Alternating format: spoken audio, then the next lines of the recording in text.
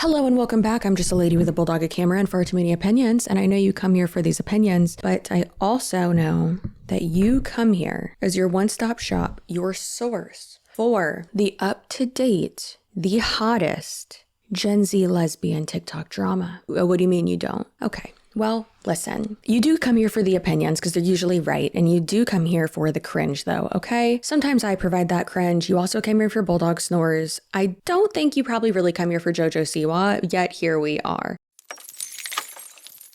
Before we get into it, make sure that you are subscribed. There have been quite a few of you who were like, oh my God, I didn't realize I was unsubscribed. Thanks, YouTube. So please make sure that you are subscribed if you are not already. I'd appreciate ya. Like this video, and if you want to comment, but you don't have anything to comment, you can comment down below that Wiggum is your favorite Gen Z lesbian. It's true. Also, if you cannot handle me reading JoJo Siwa to filth, if you can't handle the gay humor, first of all, what are you doing here? Second of all, that's okay, just skip this video. Now, who is JoJo Siwa? JoJo Siwa is an American singer, that's arguable, dancer, and actress. From 2015 to 2016, she appeared in 2 seasons of the reality show Dance Moms alongside her mother, Jessalyn Siwa. In 2017, Siwa signed with Nickelodeon and appeared in various shows and films. Her birthday is May 19th, 2003, and she is 20 years old. She released several children's songs and her own feature film, The J Team. She was included on Time's annual list of the 100 most influential people in the world in 2020. And that's unfortunate, and that is really against our will. When you think of JoJo Siwa, you probably think screaming, sounds like she smokes 45 packs of cigarettes a day, or has like a stoma. That's the hole in your throat, right? Oof, you are a millennial if those commercials scared the out of you. I wake up and I put on my wig and blah, blah, blah. And it's like, I'm never touching a cigarette in my life. However, you probably think of glitter, giant bows, her screaming at the camera, her very unfortunate side ponytail that really just gives us lots of headaches and gives her a receding hairline at a very young age. I just can't. That side pony, dear God. Just looking at JoJo Siwa, and I feel like because we were just pushed her content so much during the pandemic and during lockdown and stuff like that, just looking at her, I really feel like just gives me PTSD feelings. And I'm, instead of seeing helicopters flashing by, I'm just seeing her TikToks and her dancing and giant bows and her screaming in my face and her merch. It makes me want to put a Xanax up my butt. Don't do that. For legal purposes, that's a joke. When you're seriously hurt, your injury could be worth millions. And the sponsor of today's video, Morgan & Morgan, does not settle for lowball offers. Insurance companies often lowball clients' claims. Morgan & Morgan will fight to get you the money that you deserve. Size matters, and all injury law firms are not the same. Morgan & Morgan is the largest for a reason. They have won a lot. Just in the last couple of months, Morgan & Morgan has seen verdicts of $12 million in Florida, which is 34 times the highest offer, $26 million in Philadelphia, which is 40 times the highest offer, and $6.8 million in New York.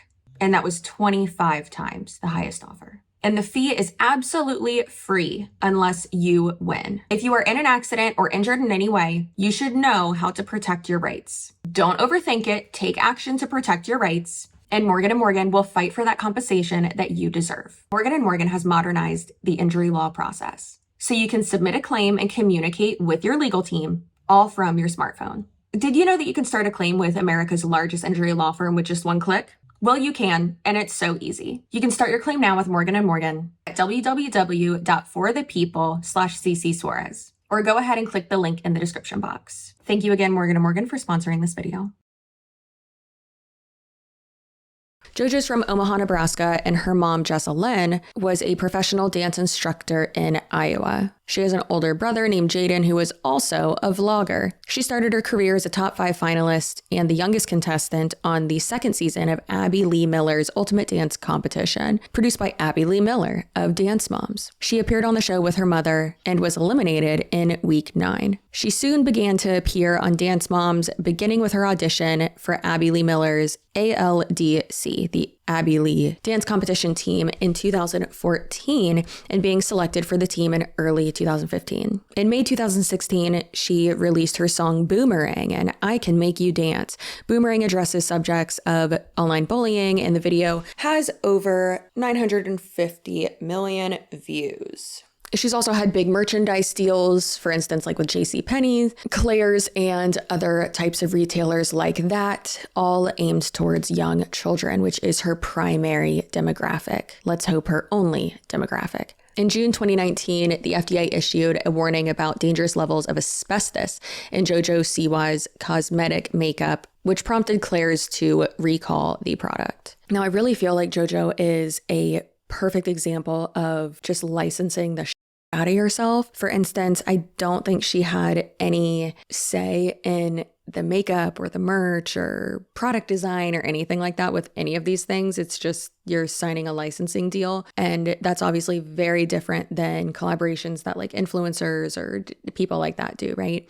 So please keep that in mind. Now, it really does seem like JoJo Siwa's team or her PR or whatever is non-existent, and it's just like all her mom, which is unfortunate because when you are working with family or people who maybe don't really know what they're doing, you can make a lot of questionable business decisions. I mean, a great example of that is like Jaclyn Hill, right? I mean, she hired her entire family and made very poor business decisions. No offense to her family, but like you're real rich, just hire a PR team. Now, JoJo Siwa has been able to continue her fame, online persona, and career basically due to TikTok, Instagram, YouTube, all that. Unfortunately for us. And a lot of people don't realize that when you are in this type of industry and when you are a YouTuber, a social media person, when you do this type of job for work, it can be very isolating. But then more so than that, when you are young and you are on TV and you are in the biz, the showbiz, baby, that can also be extremely isolating too. I am of the belief that JoJo Siwa doesn't have any like real friends, and think that's pretty clear from her rebrand that she's attempting to do right now, because what are you doing? She clearly doesn't have any like gay guy friends, because I feel like they wouldn't let her do this. Because what's going on? What in the off-brand WWE Diva is this? It's like you ordered a Bella Twin and you got that. Wish.com Bella Twin. A lot of times when you are growing up in this industry and you are I say this industry because she also like does social media, but when you grow up being a child star, I don't know why I just did that. She is technically like a modern day child star. And I know when we think of child stars, we think of people who are, like just strictly on like scripted TV and not like reality shows and then continue their career on social media. But she is really I'd say first like half of the generation of child stars that are like internet child stars, and having this rebrand that you are doing yourself, one, is not working, and two, has not been planned very well. And I think that clearly shows, one, she doesn't have friends. Two, she ain't got a team around her of like actual good people, like a professional PR team.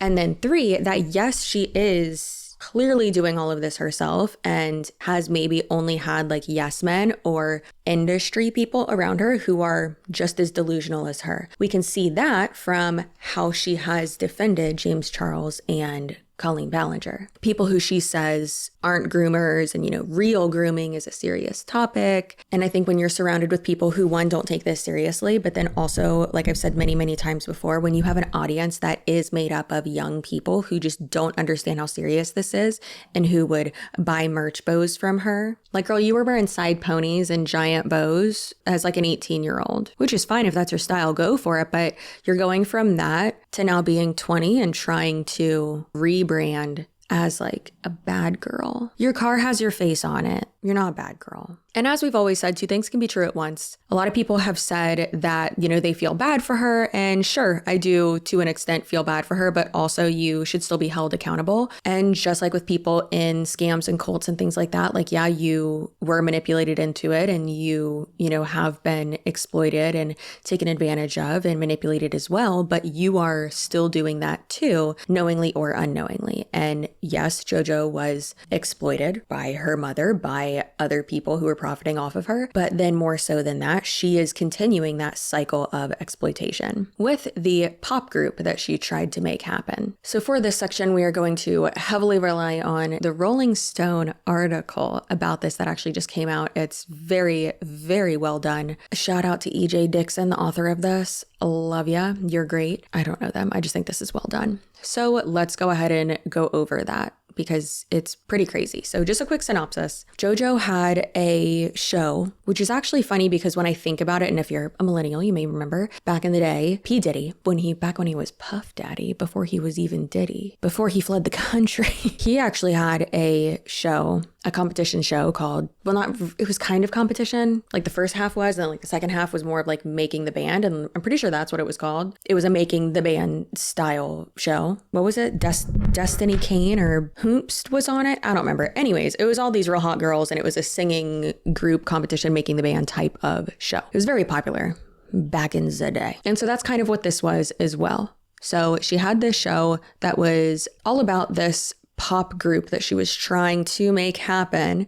And it's called OMG Pop, pardon me, all caps, XOMG Pop. Don't forget that explanation mark. That's part of it. And basically this TV show was framed as a like sequel or like a spinoff of Dance Moms. Now, the people who were obviously hosting the show were JoJo and her mom, really the dynamic duo of exploitation here, if you will. So with that, it really does seem like it was JoJo maybe trying to like set, not even maybe, this is apparently what she has said, that it was like her trying to set up her mom with like the next project, the next thing, so that she could like just leave, you know? It's kind of like how on certain shows, the like host of it or whoever, the face of it, who is gonna like bring in a lot of attention or whatever, comes in like periodically and just like the Tyra. And then the actual coaches and people are the ones who are like there every episode. So that would have been JoJo's mom, like on set every day, with them every day. And then like JoJo comes in periodically, right? The Tyra. This is also a good example because that show was also exploitative and awful and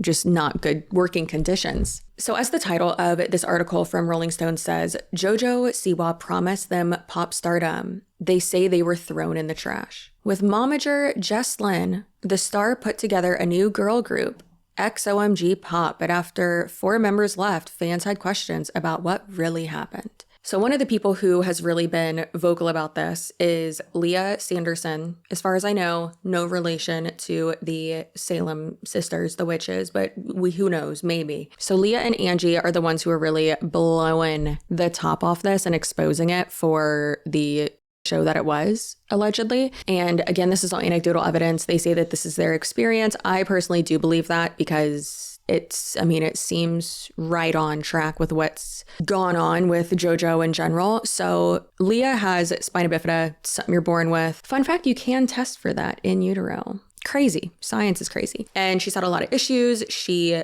loves dancing though, and she's very, very talented. And with that, she had to have surgeries here and there, had to undergo treatment. And basically this article is claiming, or rather the mother and daughter, Angie and Leah, are claiming that there were ridiculous work conditions. The hours that they would have to work were awful. There are child labor laws that prevent children from working a certain hour. There are a few crazy things that we should go over in regards to XOMG Pop, which keep in mind you've never even heard of because it was a flop. XOMG Pop was a flop. And it's not that these girls weren't talented, but I really do think that they were set up for failure and really for just the profit of these two people. And I don't think they were really going to go anywhere, which is sad because they were apparently promised a lot. Now, per Rolling Stone, Angie told them that since Leah is a minor, she obviously had to go to LA with her, and she had to leave her 3 other kids back behind in Texas. And she even had to shut down the daycare center that she owned. But she and her husband, Cody, talked it over and decided it was too good of an opportunity to pass up. And this is absolutely heartbreaking what he says, what the husband, Cody, says. A person with spina bifida shouldn't be able to do the things that she's doing. We never know from day to day. This might be our last time to step on stage, so we have to take every opportunity we can. Oh my God, heartbreaking. And also, yeah, for like a dance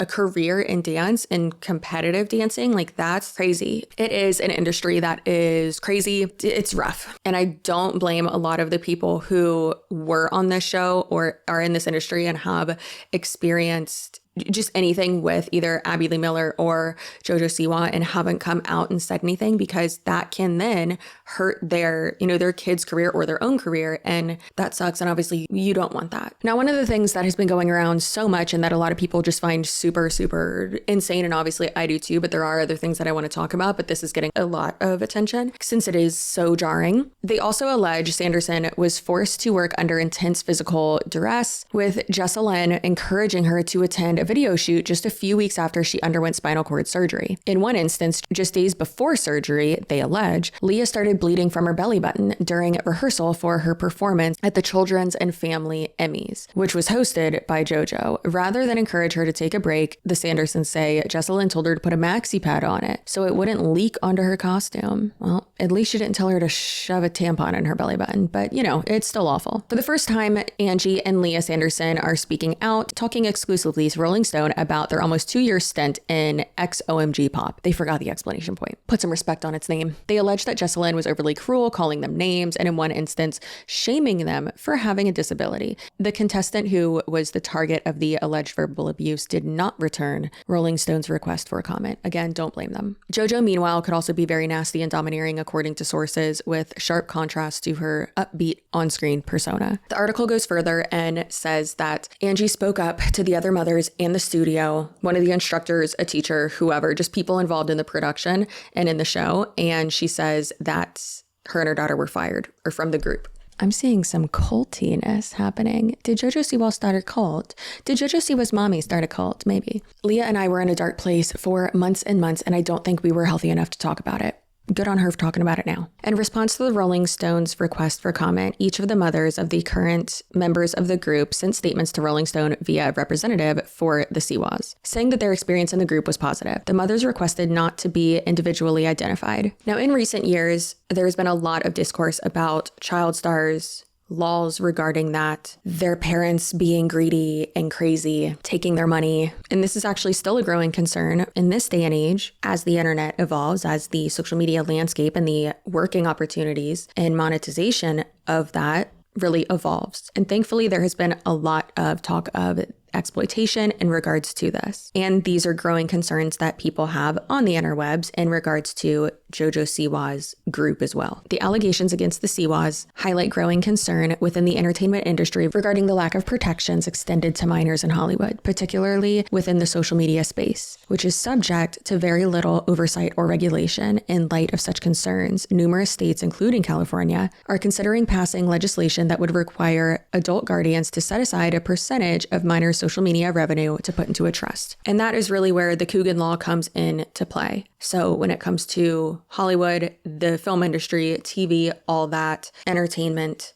there's the Coogan law, but social media and the internet hasn't really caught up with that. So realistically, that should be altered to where it includes social media people. Though such legislation, known widely as the Coogan Law, named after 1920s child actor Jackie Coogan, exists for minors in the traditional entertainment industry, the law has not kept pace with the growth of social media, making kids and families vulnerable to financial exploitation. And the article continues and says that it does seem that the Siwas attempted to adhere to such regulations, as evidenced by the fact that an on-set teacher was made available to the girls and that a portion of the earnings was set aside in a Coogan trust, according to bank statements that were reviewed by Rolling Stone. But because so much of their work, such as brand deals or shooting content for social media, did not fall into this category, the Sandersons allege that the Siwas failed to compensate Leah for such labor or provide her with standard on-set protections afforded to minor talent, highlighting the absence of a safety net for a child looking to achieve wealth and fame on the internet in the 2020s. So in my mind, it really just does seem like they are doing the bare minimum to adhere to these types of laws and regulations, but then taking advantage of the fact that the social media aspect of that hasn't really caught up and it's not really regulated.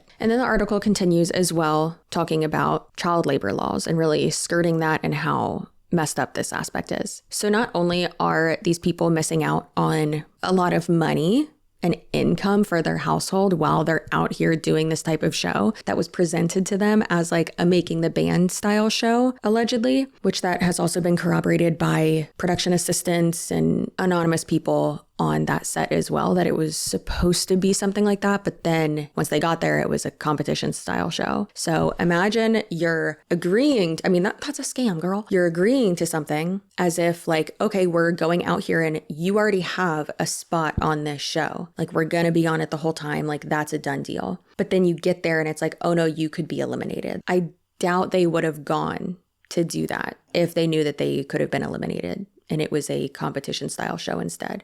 Maybe. I wouldn't have, because that's not worth it. So not only are you missing out on that, you're also missing out on school and education. And with how young this girl is, that's really important. When the show ended in the summer of 2021, the winners, including Leah at the time, transitioned to being a full-time music act according to multiple sources. And it's alleged by the Sandersons and another source that's close to the situation, they largely had to pay out of pocket for food, transportation, etc. without being reimbursed and were not paid for individual music video, photo, or social media content shoots. Again, losing money, losing time, and not being paid for that. Like that's a lot. That's a lot. And more so than that, child labor laws come into that as well, especially when you're in the industry. So for instance, whenever you see like babies or kids on shows, a lot of times one character will be played by twins or multiple sets or things like that, because there can only be a certain amount of time that one kid can be on camera. California child labor law dictates that minors are entitled to a minimum hourly wage for every hour they are on set. But according to Eugene Lee, an attorney who specializes in labor law in the state of California, child labor laws as they stand do not entitle children to compensation for, say, shooting social media content. And according to Angie Sanderson, the mother of Leah, one of the winners of this, who then was fired from the show after she spoke up, she showed Rolling Stone a copy of their contract that they had. And it says here that the girls were promised $10,000 upon recording their first album, yet the Sandersons only received a little more than $4,000 because Jess said that she had to pay for the Airbnb where they were staying. A deposit of $4,250 provided to Rolling Stone appears to confirm this. Now that's pretty messed up. I know personally with things that I've been invited to do and then just unfortunately couldn't because like the timing and stuff, too short, like the turnaround time, I just wasn't able to do it. Like I've been invited to be interviewed on certain television broadcasts, certain shows, if you will. But again, turnaround time was just too quick and I just couldn't make it happen. And they were going to pay for my flight, pay for my hotel room, transportation, like they arrange all of that. And the fact that they like aren't doing that is really messed up. But again, I feel like it just shows that like they are doing this themselves, but like don't have proper professionals handling this. Now you might be thinking though, oh, well, she had like a content house. Like they rented this big house that was like decked out and obnoxious and looked like JoJo Siwa, just diarrhea, rainbow colored bows all over it. Well, yes. However, they didn't sleep there. Like they didn't actually live there. It was just a content house. Like it was just for the show, which doesn't make any sense. You're already paying for it. You're already renting it. Why wouldn't they sleep there? And then also if it was an actual content house, like would the parents also sleep there? It's very weird. Please disregard the baby. Another aspect of the girl groupie that was crazy is that they had an extremely low commissions, like revenue split rate for their merchandise. And an entertainment lawyer that looked all that over that Rolling Stone spoke to said that it was shockingly low, which if you think about it, that's pretty crazy because that's pretty well known that is one of the ways, like licensing and merchandise is one of the ways that JoJo Siwa has made so much money herself. And then she's just continuing to make a bunch of money off these girls and profiting off of them when realistically they're the ones that are doing all this work and losing money, losing time, losing school hours, things like that. Like I said, they missed out on a bunch of time with school and with the child labor laws, and also in California. On set, you're supposed to have a tutor available so that during your work hours, you can split that time and work, but also do school at the same time. However,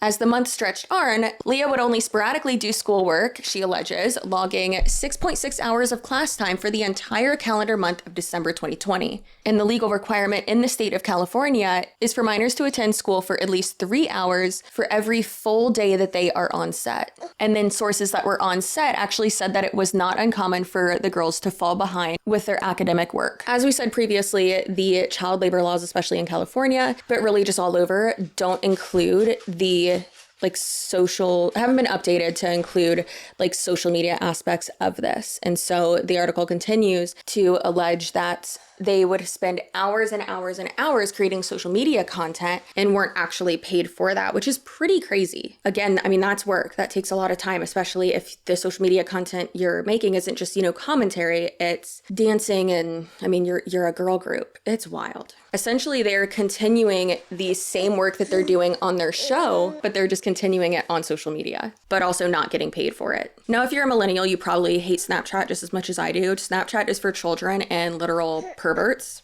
And it makes sense that JoJo Siwa is a menace over on that platform as well, because not only is she mentally a child, emotionally stunted, if you will, but then also a perv apologist. So there's that. And possibly even a perv herself. Who knows? Not me. But she, and this is one of the things I hate the most, clickbaits. She's a clickbait goblin, a demon, if you will, when it comes to clickbait, especially on there. She, I'm not even joking. There was a time period, and she might still even do this. I have since deleted that app from my phone because, dear God, she would clickbait being pregnant multiple times a day.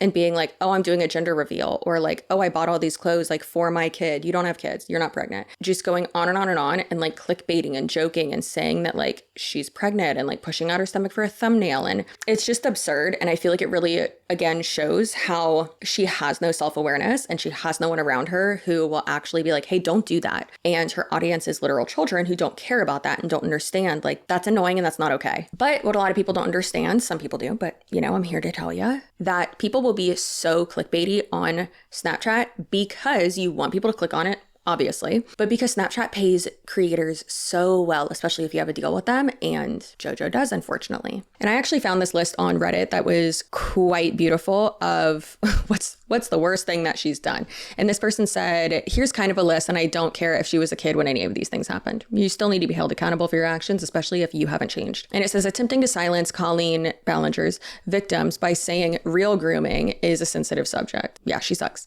Making a 10-minute video where she told a story about her dad getting hit by a bus and then saying April Fools. Making a thumbnail for a video that looks like she was abducted. Making a makeup brand that had chemical that hospitalized her fans. Not her fault, but someone in that office should have told her to not put that in the products. What? Again, I feel like that was a licensing thing. Still, your face is on it. You should also be held accountable for that. Defending Colleen Ballinger, James Charles, and Abby Lee Miller, all people who have exploited children and groomed them, and some of those people. And James Charles is an admitted desperate groomer and creep and predator. And I don't like his mouth. And then acting like she was better than the Dance Mom girls when she wasn't even on the team yet. I don't care about that. Letting her mom bully children on Dance Moms. Yeah, that's gross. But also it's your mom. You're being bullied by her too, most likely. Who's going to stand up to their mom when they're 5? Always been kind of a stuck-up diva. I don't care about that either. She's way too harsh with their dog. Faking teen pregnancy. Yes. Clickbait queen. Yes. Learned how to clickbait from Colleen. Always interrupting people. Using every public figure to get people to think that she's cool. That's just not working. And then in the last one, I don't care about. I feel like a literal child wrote this. Also, she has been caught driving very poorly, texting while driving. Her face is literally on her car. It's her giant face all over her car. That's cringe. And then also, I guess there's not a license plate on her car, which that's illegal. Don't drive without a tag. What are you doing? Personally, I don't think she can sing, and that's fine, whatever. But you don't have to sing. You could just continue to dance and make social media content. Her rebrand is really just not working. Again, it's giving Wish.com WWE Diva, and a lot of people are comparing it to Miley Cyrus's Can't Be Tamed period. I loved that song. And then also Ariana Grande transitioning from Nickelodeon kid star to actually Ariana Grande, and going through different eras, and even Taylor Swift going through different eras as well. No pun intended. But having said that, all three of those individuals are actually very talented. And I'm not saying that JoJo Siwa is not a talented dancer. She is, absolutely. Girl cannot sing. Can I? Hardly.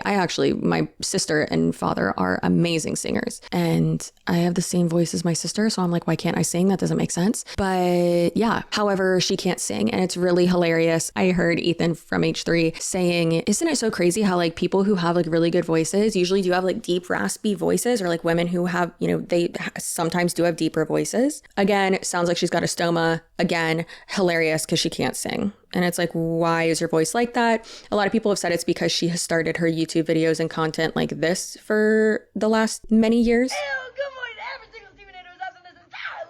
So her rebrand is just really the worst. I think that she is trying, and again, this is all just my own opinion.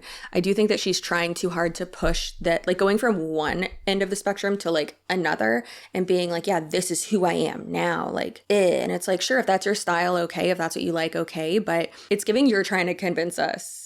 Like, we get it. Like, you're really trying to convince us you're a top, huh? Like, what's going on here? What are you doing? So that's unfortunate. Her new song is called Karma, and she's been clickbaiting it, talking about it for so long. And it's like, this is what we got? What is this? Like, you're saying you're a bad girl, and like, this is so edgy and crazy, and I love it so much. And like, the music video isn't horrible, but it's not giving bad girl. It's giving like it's still giving Disney kid. Disney Channel original movies, zombies. That's actually what it is giving. And not in a good way. I also think that it's interesting that she has said multiple times that people in the industry, in regards to people on the internet saying like, what are you doing? Like, not meeting this with anything positive. Her saying that people in the industry that she really respects have told her that she's doing a great job. And she even like said that Lil Nas X, who's extremely talented and amazing at marketing and like it makes good art and good music and all that, love him. She said that he was saying that what she's doing is really important and like